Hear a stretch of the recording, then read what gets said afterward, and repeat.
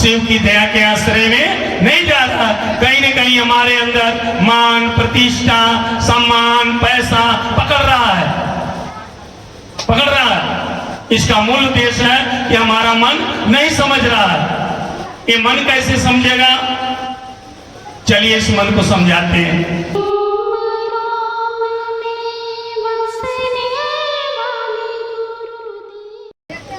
आपको दया मिली है तो क्यों मिला है, क्यों महादेव ने दया किया है? आकर आप चर्चा में बैठे और सुने और समझे।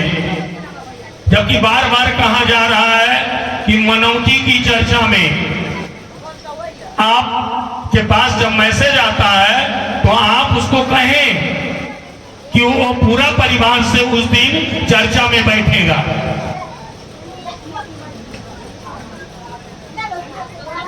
लेकिन हम लोग क्या करते हैं? 3 सूत्र से हट के चलते हैं, क्योंकि महादेव तो खाने के लिए देता नहीं है। आप मनौती पूरा करने के लिए महादेव को गुरु माने हैं, यही है सोचने की बात। साहब ने 3 काम दिया, इतना बढ़िया सुंदर विधा दिया उन्होंने, इतना सुंदर विधा दिया। स्वयं शिव बनने के लिए उन्होंने विधा दिया है। स्वयं शिव बनो, उन्होंने लिखा है, बनो तो शिव, जियो तो शिव, रहो तो शिव, आओ चले शिव की ओर। लेकिन आप शिव बनेंगे कैसे? जब तक आपका हमारा मन नहीं समझेगा शिव मेरे गुरु हैं। ये मन बहुत कठिन समझना है, इतना आसानी नहीं है। ये मन कैसे समझेगा? मैं पीछे में सभी लोगों से आग्रह करता हूं, थोड़ा शांति का परिचय देंगे, शिव शिष्टता का लक्षण दिखाएंगे, आप शोरगुल नहीं करेंगे। ये पहला सूत्र क्यों दिया उन्होंने? क्योंकि आपके मन में वह शिव स्थापित हो। कौन शिव? जिसको आप मंदिर में पूजे, किताब के पन्नों में पढ़े, जिनको आप तस्वीरों में पूजे, वो शिव आपके मन में, जैसे आपके मन में दिल में बेटा स्थापित है, बेटा जन्म लिया, मन समझ गया मेरा बेटा, जन्म लिया मन समझ गया तुरंत। बेटा तो नहीं, बेटा का मन तो नहीं समझा कि मेरी माँ है, मेरे पिता है, लेकिन माँ बाप का मन समझ गया कि मेरा बेटा। जमीन खरीदे तुरंत मन समझा कि मेरा जमीन, गहना खरीदे मन समझा कि मेरा गहना। यही मन समझ जाए शिव मेरा गुरु है। शिव के प्रति आपके सीने में दर्द होगा। अगर शिव के लिए दर्द नहीं है तो कुछ नहीं है, बेकार आप दिखावा कर रहे हैं। कोई महादेव नहीं है। बेटा के लिए दर्द है, शिव के लिए दर्द नहीं उठा। इसीलिए पहला सूत्र है। साहब एक बार बोल रहे थे, हम लोग बैठे हुए थे, यार जानते हो लोग 13 सूत्र कर रहा है, लोग आज तक पहला सूत्र को नहीं समझ पाया। वो बोल रहे थे मैंने जो पहला सूत्र दिया है वो शिव की दया के आश्रय में जाने के लिए, शिव की दया के आश्रय में नहीं जा रहा। कहीं न कहीं हमारे अंदर मान, प्रतिष्ठा, सम्मान, पैसा पकड़ रहा है। इसका मूल उद्देश्य है कि हमारा मन नहीं समझ रहा है। ये मन कैसे समझेगा? चलिए इस मन को समझाते हैं। कैसे समझेगा? कैसे समझेगा? अभी दिन भर समय आप लोगों ने काम धंधा किया, जैसा भी आपका जो भी खान कर रहे हैं किए, आप किए। रात में तो फ्री होते हैं, आप रात में फ्री हो जाते हैं, जो भी खाना खा लीजिए। कोई वर्जना साहब ने नहीं लगाया अध्यात्म में पहली बार। और जितने भी गुरु आए सभी गुरुओं पर शर्त बंधना लगा, लेकिन अध्यात्म में हमारे साथ सभी गुरु ने अपने शिष्यों पर शर्त बंधन लगाया, लेकिन पहली बार अध्यात्म में हमारे साहब ने गुरु पर शर्त लगाया, चेला पर कोई शर्त नहीं लगाया। समझ सकते हैं आप?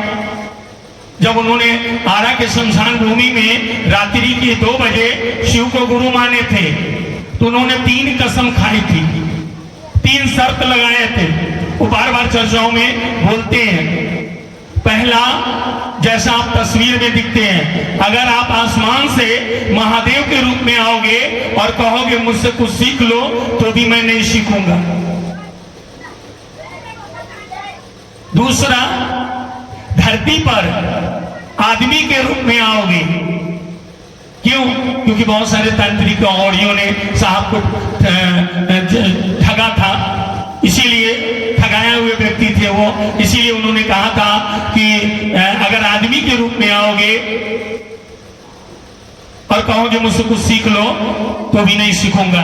और तीसरा, आज तक मैंने जो किया, जो भी किया, अभी स्कूल बदल लिया, मास्टर बदल लिया, अभी नया मास्टर जो सिखाएगा वही करेंगे और कुछ नहीं करेंगे। यानी उन्होंने तीसरा शर्त में रखा कि आज तक मैंने जो किया वो आज के बाद नहीं करूंगा। यहां तक शमशान जाना भी छोड़ दिए उन्होंने, पूजा पाठ जो भी साधना करते थे वो भी छोड़ दिए उन्होंने। उन्होंने बड़ी आसानी से 3 सूत्र दिया शिव को अपने जीवन में उतारने के लिए। तो उन्होंने पहला सूत्र जो दिया है, इसलिए दिया कि हमारा आपका मन समझे। ते समझेगा कैसे? अब रात में जाएंगे आप, खाना वाना खा लेंगे, बिस्तर जो भी खाते हैं आप, मीट मछली मुर्गा जो भी खाते हैं, अभी बरसात का मौसम है, कुछ लोग धोखा टोकी भी चुनते हैं खाने के लिए, जो भी खाते हैं आप भर पेट खा लीजिएगा, बिस्तर पर बैठ जाइएगा, बिस्तर पर रात में मन ही मन अपने गुरु शिव से दया मांगिएगा। रूप जो भी हो, अगर तस्वीर अगर स्वरूप में मांगते हैं तो फोटो लगा लेंगे आप, शिवलिंग के रूप में मांगते हैं तो भी लगा सकते हैं आप। अगर कोई रूप नहीं है तो एक शिव आपके अंदर है जो परमात्मा है। वो बराबर बोला करते थे कि हम आप कई जन्मों से धरती पर आ रहे हैं और हमारे आपके साथ वो शिव जन्म ले रहा है, लेकिन हमारा मन नहीं समझ रहा। तो उन्होंने कहा एक हो सकता है जो आप ही के अंदर बैठा हुआ है। आप मन ही मन यही सोचेंगे, बोलना तो है नहीं, सोचेंगे मन ही मन, हे शिव आप मेरे गुरु हैं, मैं आपका शिष्य हूँ, मुझ शिष्य पर दया कीजिए। गुरु भाई है तो शिष्य कहेंगे, गुरु बहन है तो शिष्या कहेगी, भाषा जो भी हो। ये शिव आप मेरे गुरु हैं, मैं आपका शिष्य हूँ, मुझ शिष्य पर दया कीजिए, इतनी दया कीजिए कि मेरा मन समझ जाए आप मेरे गुरु हैं। ये पहला सूत्र कानेंगे, खींचेंगे, कल्पेंगे, कहेंगे महादेव को कि महादेव मेरा मन नहीं समझता है, आप मेरे मन को समझा दीजिए, आप मेरे गुरु हैं। ये पहला सूत्र जब करेंगे आप तो यही पहला सूत्र आपको हरेंद्र के शायद जाता है, क्योंकि उनका गुरु शिव है जो आपका हमारा आपका है।